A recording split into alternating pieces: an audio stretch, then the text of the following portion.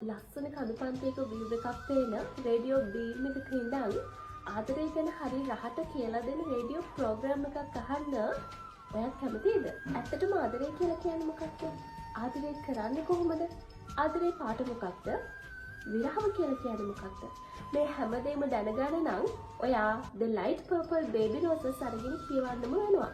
රජීන්ද්‍ර ඊශාදර කියන ඔහු තමයි මේ ප්‍රේමණීය පරිච්ඡේදය රචනා කරලා තියෙන්නේ. මේකේ කතානායකයා සචින්ත.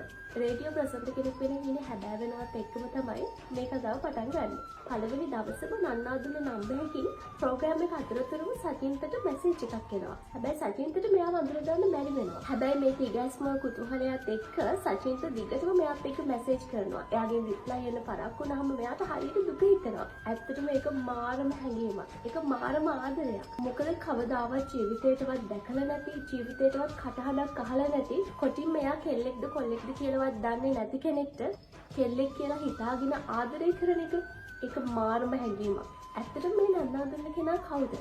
කෙල්ලෙක්ද එහෙම නැත්නම් කොල්ලෙක්ද? මේ කතාව දැනගන්න නම් ඔයා මේ පොත අරගෙන කියවන්නම වෙනවා. තවත් හරි ලස්සන දෙයක් මෙන්න මේ පොතේ තියෙනවා. ඒ තමයි පොත කියවන ගමන් ඔයාට සින්දුව අහන්නත් පුළුවන්. මේ පොත ඔයාලට මිලදී ගන්න පුළුවන්. මේ පාර බුක් ෆෙයාර් එකට ගියොත් බුක් ෆෙයාර් එකේ HL එකේ තියෙන අරටුව බුක් ස්ටෝර් එකේ මේ පොත ඔයාලට මිලදී ගන්න පුළුවන්.